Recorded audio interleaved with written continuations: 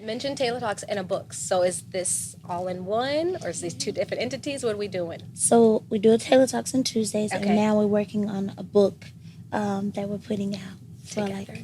together. Yeah. Yeah, we go. Can you talk about the content? That's okay. I mean, we still no. we still shaping it out because it's a different dynamic. What they're trying to do is catch the vibe of the Taylor Talks. Okay. In narrative form. So boom. This all jump started from my wife going on the Breakfast Club and using a word that was called submission. Oh. And so my wife went up there and she represented the Taylor name and our marriage and the kingdom of God very eloquently, right?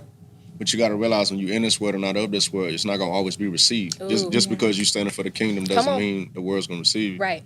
So she goes on the Breakfast Club, her posture is straight, 90 degrees, very attractive to those who understand. But again, we're talking about the masses. Right. And so there was a lot of conflict and friction. And I'm going to bring it home. Word. There's a lot of conflict and friction, which is understandable. Because as I say, if a little girl watched her mom be abused and she asked her mom why, and she says, baby, you got to submit, that's going to leave a trigger. Yeah. If a little girl sees her dad stepping out on her mom and why you taking this, and she says submit. So it depends on how that word is brought to you. It's going to define what it means to you. So long story short, my wife goes up there, use the word submission, and then bah, bah, bah, bah, bah, bah, bah, bah, bah. Now, she's talking about her posture towards me. There was no way I was going to just sit there and just watch this happen because she really took shots for me. Right. So I said, okay, it's just a misunderstanding. Again, everybody's in the same room, and you're walking around with different perspectives. I said, but what's missing is the male demonstration. You need to understand, okay, she's telling you what it looks like for her, but do you see the force behind it? Right. And so I went out, and I think it's my first time doing a live because I ain't really with all this stuff. You know what I mean? Like my wife told me to get an Instagram. I ain't really with the smoke, but I get it. So I was like, yo, roll camera. And I had to explain what it's supposed to look like from a male's perspective, submitting to the Most High, and then doing something and walking in a manner that's attractive to a woman for her to be willing to bestow that gift upon a man. That it's not something that is automatic because you say I do. It's not automatic because you're a man. It's because you're demonstrating in such an authentic and consistent manner that you have no reason not to get in the groove and let's go ahead and ride this thing out. Right. So when we did that, boom. Right. That's when all the negativity turned positive. We were getting hit by all these stations and all the whoop. And we was like, okay. And so that's when the Taylor's Talk started to kind of get this jump start, this boost. Right. And it was about a platform where a young black couple both got it out the mud. I didn't graduate high school. I think you went back and I went back and got it. I ain't got no diploma. Okay. You know what I'm saying? Oh, nah. Look at God. But so smart. It's like, Look at God. I'm telling you, like, so smart, self-educated. All he does is read. And I was surprised when he told me a story. Borderline, I thought he was lying. I was like, I don't know if you're trying to make me look at you like you hot or what, or you cool, but I like you. truth. You don't have. His mother came in and was like, nope, this. And I'm like, God, it's totally different. God came in and just cleaned them all up because that's not the man. I just couldn't see it. But he has a story. My mama told me to get my GED. I was like, for what? Because she wanted me to move out of Gastonia because all my homeboys getting killed. I'm getting arrested every other month. You know what I mean? She was like, go get your GED. I'm like, for what? It's going to help you out. I said, all right. So I went and got my GED in like 2 days.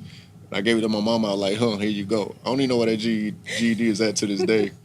But the irony is, like, in all my business circles, I've been asked, where did you go to college twice? Think about that. They asked me, where did you go?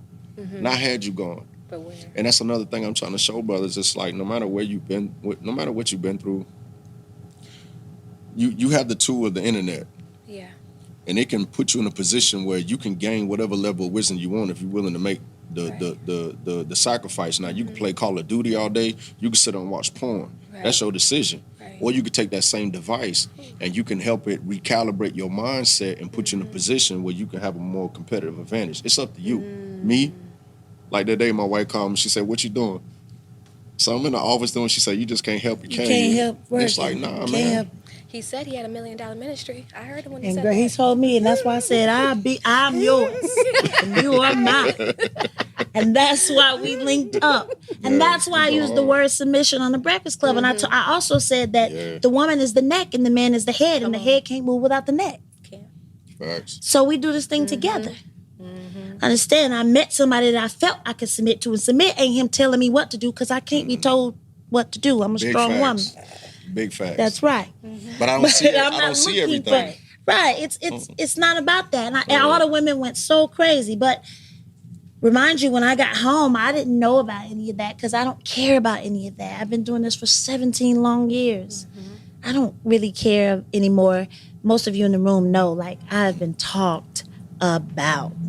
I have thick skin. I know God got me. So I don't get caught up in all of that stuff. I said what I said, and I meant what I said. That part. And it helped the ones who are in the place that I'm in spiritually. And that was all I was going for. So some of the girls who did have a problem, I had some girls walk up to me and was like, I didn't understand what you were saying, but now I think I get it. And I want to have this and I want to have that. And I'm like, get in your word. Get in the word. Get in your word and get off of social media. That part. Stop doing things that's trending. Know God, know your word. Come on, you know. You better find a Because man then that's in that's his your word filter. too. And find a man that's in his word. Better find a man that's in Find a his man. word. Like you get sucker punched because you go to church. Right. You can go to church and play downstairs. You understand what I'm saying? Right. You need to find a man who's truly submitted. Like don't Heart after don't God. avoid the Right. signs when you see him. You'll know if he's truly sold out to the That's Most High. true. And I think too, I want to show young girls. Like I have a daughter. Whew, Jesus, she's 19. She'll be 20 soon. And one on the way. And Oh, daughter yes. on the way. And all the other young girls out here, I want to show them that you can still be cool, be fly, Yeah. have fun, and love God. And love God. And love And not God. compromise and not have to sell yourself short or sell yourself or be what anybody else thinks you should be. Yes. Nah, Yes. I'm rocking with Jesus. Pretty much.